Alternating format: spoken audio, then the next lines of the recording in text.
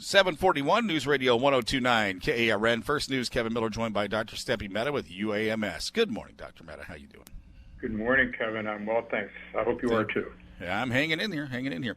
Hey, where are we with what's taking place around the state involving COVID testing? Seeing some numbers go up and down, and it seems like they're trending more upward, not only in Arkansas, but maybe even nationally too. Well, what's the story on that?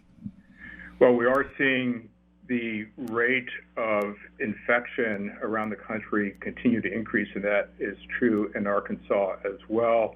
I believe that over 3/4 of the states in the country are showing a reproduction rate of the virus increasing, meaning that the prevalence or the transmission is increasing, which is unfortunate, certainly. Yeah.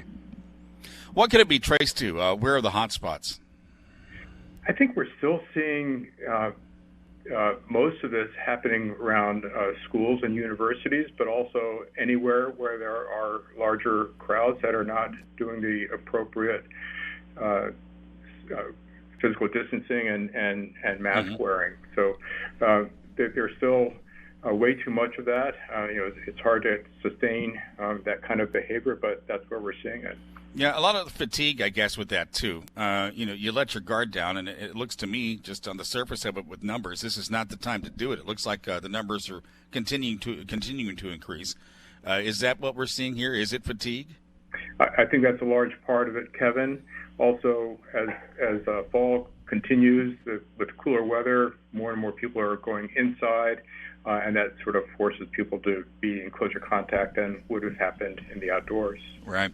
Hey, talking to Dr. Steppe Mette with UAMS. Dr. Mette, what about a vaccine? There's talk that, the president said that'll be momentarily. Other experts have said, nah, it ain't going to happen that quick. What do we know about the timeline for this?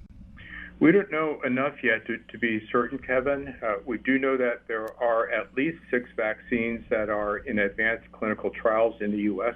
Currently. So there's a huge amount of effort being put into it. But we still need to wait for a vaccine that has been proven safe and effective. Mm-hmm. There are some politics in play here, too, and whether vaccines will be available under the emergency use authorization before they are where they would be in otherwise non-pandemic times remains to be seen. I think we're still probably several months away from seeing clinical use. Yeah, with that, too, I mean, the vaccine, and I guess we don't know, and you can address that. I mean, the flu vaccine, if you get it, it doesn't necessarily mean it's going to cover you for all flu. Same thing with COVID-19. If we get the vaccine, are we immune to it then? Does our body work, or is there potential that the virus itself could mutate? Would we have to get the shot every year? Would it cover it all? I mean, that's some of the things to wonder about.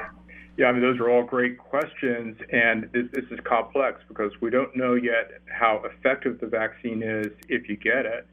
We don't know about the ability of the virus to mutate.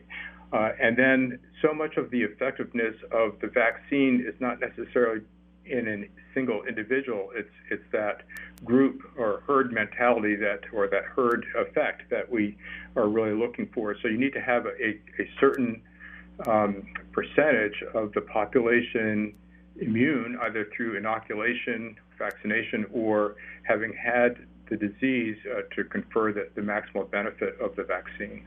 It's Dr. Steppe Mette. He's with UAMS. He knows his stuff here. What about the treatments that the president received? They gave him steroids, some other drugs that I dare not even attempt to pronounce. Do we know anything about those? Well, we know some things about it. Certainly, remdesivir, which was manufactured as an anti-Ebola treatment, seems to have some effectiveness in those that are pretty ill. Not necessarily in saving lives, but in decreasing the duration of requiring hospitalization. We do have some pretty interesting information that dexamethasone, the steroid that President Trump received, really does reduce the likelihood of death if you are severely ill, being on a ventilator or requiring a lot of oxygen. Right. What about for the average person? Are we going to start to see widespread use of that?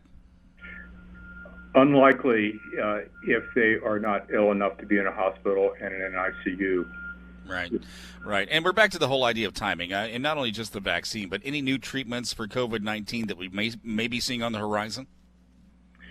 Not yet. I think the monoclonal antibody cocktail, so to speak, that President Trump received is certainly interesting. There are other manufacturers working on similar strategies. I think that bears watching. Way too early to talk about being widely available, but I think those types of innovative strategies really need to be watched and hoped for. And what about in Arkansas? Overall assessment of where we are right now, kind of the broad picture.